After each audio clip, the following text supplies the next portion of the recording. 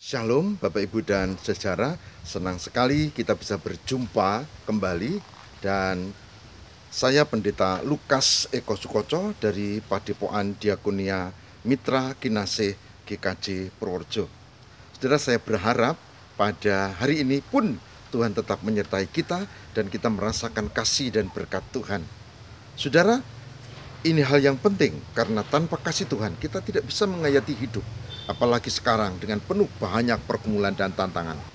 Saudara yang terkasih di dalam Tuhan, kita sudah membahas tentang doa beberapa episode sebelumnya.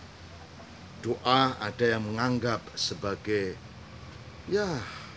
rutinitas, ada yang menganggap doa sebagai kewajiban, ada yang menganggap doa sebagai ritual, bahkan secara kaku. Caranya harus begini, prosesnya harus begini, arahnya harus begini, bahasanya harus begini, kalau enggak sah.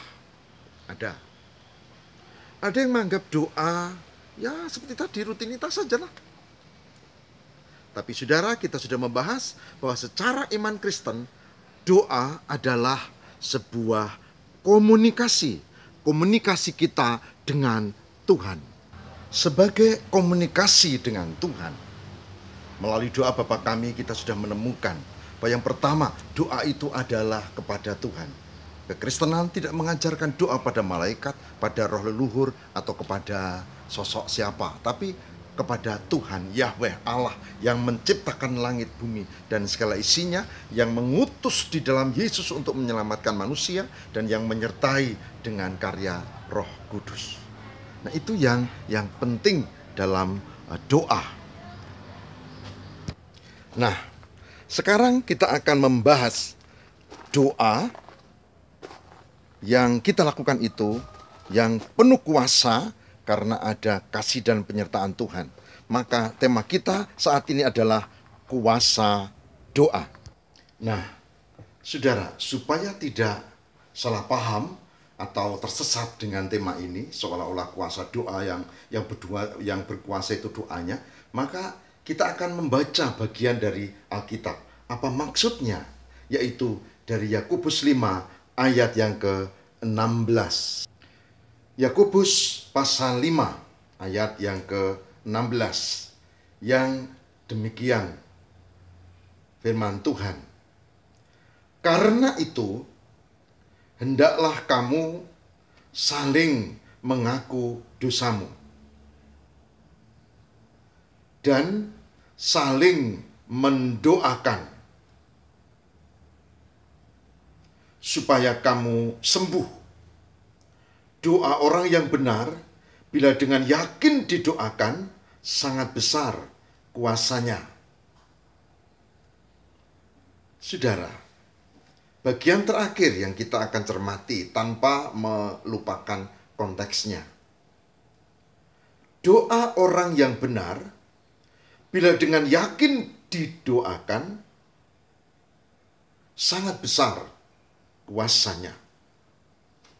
Saudara yang terkasih di dalam Tuhan, ada 3 hal penting.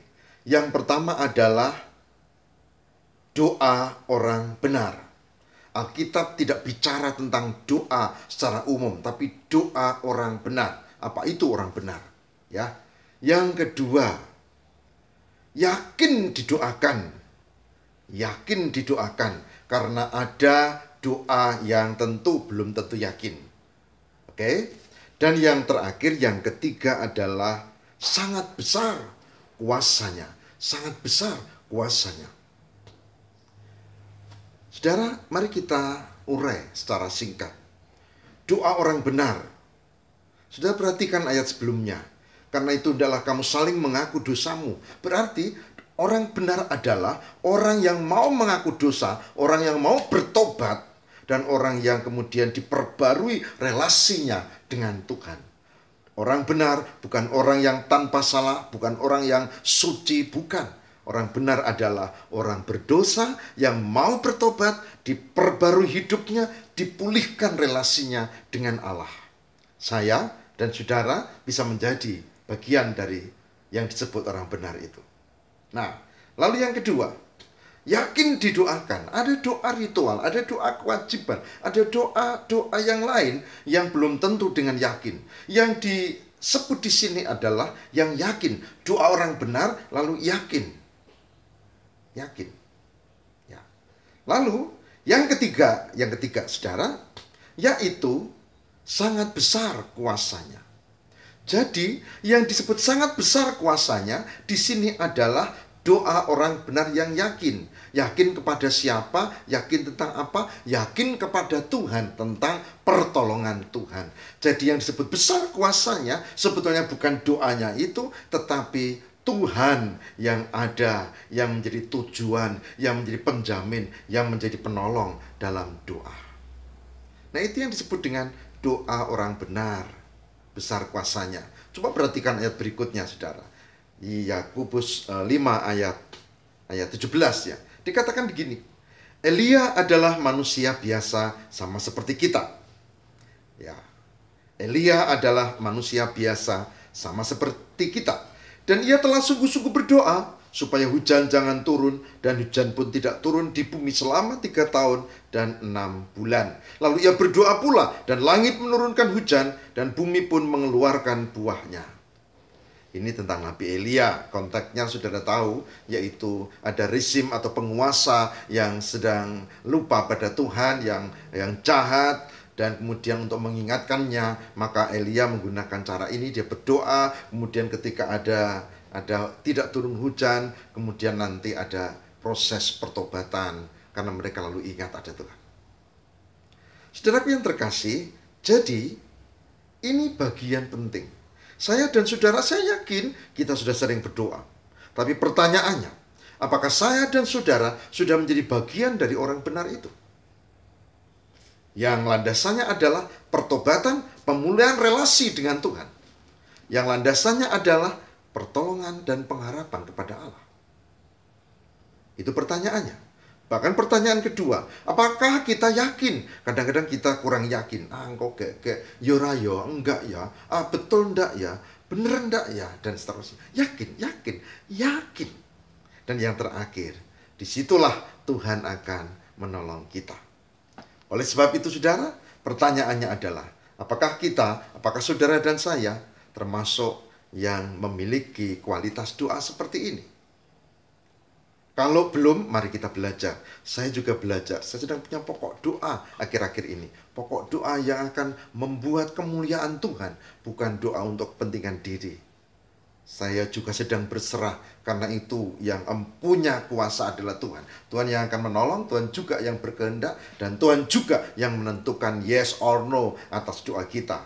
Karena apa? Doa kemungkinan bisa 3, bisa yes, bisa no, atau tunggu. Bisa tunggu juga. Kadang-kadang kita tidak sabar, kita maunya berdoa seperti kalau nyuruh orang lain atau teman yang bantu kita, karyawan kita, sediakan, buatkan wedang, lalu hitungan menit, lalu tersajilah itu minuman misalnya. Enggak, Tuhan bukan pesuruh kita tuh memohon, bukan memaksa. Nah, maka yes, no, or tunggu. Saudara yang terkasih, selamat menjalani hari ini. Dan tetaplah punya kualitas doa yang baik, karena doa orang benar besar kuasanya. Amin. Mari kita berdoa.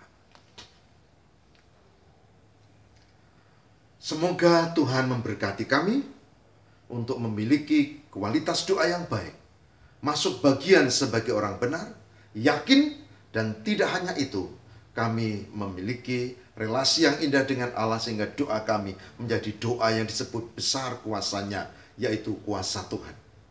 Terima kasih Tuhan. Semoga Tuhan memberkati kami, memampukan kami bertahan di tengah kesulitan, persoalan, dan masalah yang sekarang menerpa kami. Tidak hanya ancaman sakit penyakit, tapi juga ancaman resesi ekonomi. Tidak hanya itu, juga ancaman kejahatan yang meningkat akhir-akhir ini. Dan kami membutuhkan berkat-Mu. Kami akan berupaya, tapi kami berserah kepada Allah. Tolonglah ya Tuhan, dengarkanlah doa kami. Di dalam Kristus pengantara kami berdoa. Amin.